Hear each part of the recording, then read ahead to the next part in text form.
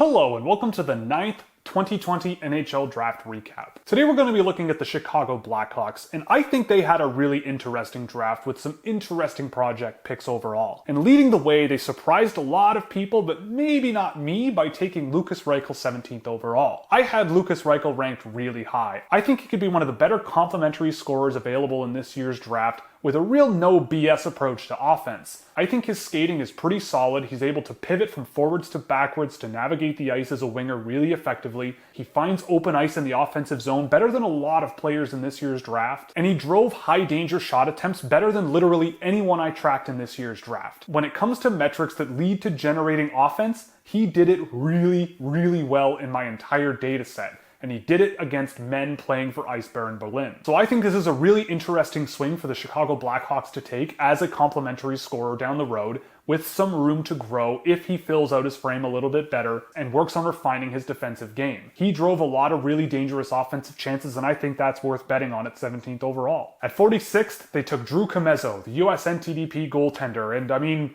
he's fine. He's a goalie. He stops pucks. I've seen him play a few times. I wouldn't use a second round pick on him, but he seemed fine. We'll see what happens, and if he works out, you get yourself a goalie. Great. At 79th overall, they made a bit of a reach, but it was a reach on a player that I actually kind of liked over the course of this season in Landon Slaggert. He's got some good skating ability, skating in a straight line, generating speed with his crossovers, but he also has some pretty good skill to go along with it, and he knows how to use those two things together. However, when those skills are combined with the puck on his own stick, I felt that he didn't really know what to do after he gets into the offensive zone a little bit too often, but he does show some good fundamental tools. You give him some time to develop in college, and you might end up with an interesting project. He might have been drafted a little bit too high for my liking, but I saw some strong fundamental ability out of him, and once in a while when I was watching the NDDP, I would go, hey, who was that guy? And most of the time, it was Landon Slaggert, so I guess that's a good thing. Then at 81st overall, they took Wyatt Kaiser, and Wyatt Kaiser is a player who I tracked a few games of and came away with the impression of, well, you draft him for his skating and the rest of it just needs to work out. I think that this was a player whose skating ability makes him look a lot better than he is. He had a lot of trouble connecting on passes at the USHL level. He seemed a little bit reckless away from the puck, getting turned around a little bit too often in the defensive end, getting left behind and walked by wide wingers who drove by him with a lot of speed. But in the offensive zone, he showed some crafty offensive potential, getting pucks into dangerous areas and driving offense well. I think this was a perfectly reasonable pick in this range of the draft. Considering the level of skating talent that there is with Wyatt Kaiser, I think there's a lot to like, and you have plenty of time to let him develop in the NCAA, and you can always bet on defensemen that can skate. You will never get pushback from me on that. At 110th, they went to the Czech Republic and drafted Michael Crute. Now, Crute's a player that I've only seen a little bit of this season, so I don't really have a massive amount to say about him. He's a defense-first player. He can be mean and nasty in front of the net, but he does have a good set of feet under him. He can evade pressure pretty well and just play a defense-first, responsible hockey style that at 110th overall, if you have scouts that really like him,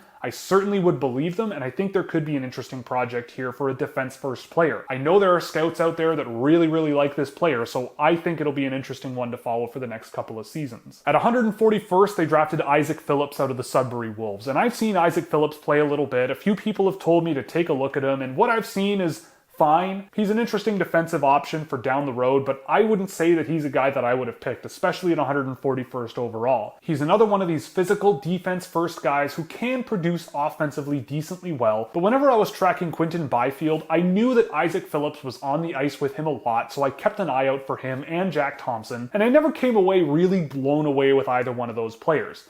Again, it's 141st overall, so if I'm wrong, great, you've got yourself a player. But I just never came away as impressed with Isaac Phillips as some other people might have been. At 172nd, of all the players of the Erie Otters roster this season that they could have picked, Chad Yetman was not the one I expected. Brendan Hoffman might have been an interesting option that you could swing on as a defense-first player. Maxim Galad is a player late in the draft that I might have pushed for as a pick. And Chad Yetman is a player that I just haven't seen a ton of. He formed a solid top unit for the Erie Otters this season, but again, just a guy that I didn't find was much of a needle mover. But Maxime Galad or even Brendan Hoffman might be two guys that I look for at a camp invite later on whenever camps start up again. And with 188th overall closing out their draft, they took big defensemen who defend in Louis Crevier out of Quebec. Crevier is 6'8", and he is humongous big when he's out there on the ice on his skates. He's a sound defensive player for sure. He's got some interesting vision moving pucks up the ice with control. But this is another one of these picks for Chicago that is very much defense first. He's a player that is very difficult to get around. He's very solid defensively. And again, it's the 7th round. You take a huge defenseman with decent defensive results on a very good team out of Quebec in Chicoutimi, and I think you could end up with an interesting prospect moving forward. I don't expect a tremendous amount out of him. He's a big player who skates okay for a player his size at the QMJHL level.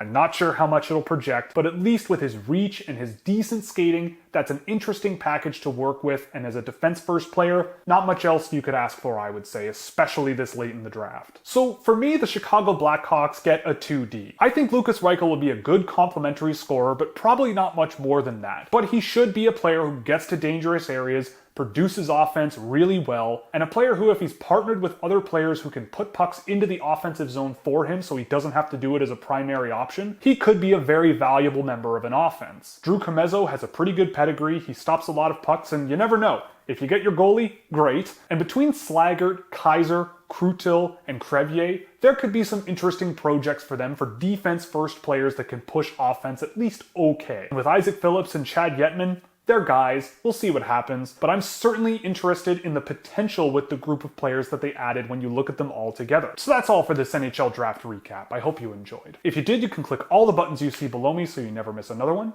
If you really liked it, you could subscribe on Patreon or here on YouTube by clicking join below. You'll get access to exclusive data sheets for hundreds of drafted and undrafted prospects, a Discord server, potential merchandise discounts, and plenty of other goodies. Or you can pick up some merchandise from the Scouchwear shop, where 50% of all profits go to the Women's Sports Foundation. So that's all, and we'll see you in the next one where we look at the St. Louis Blues.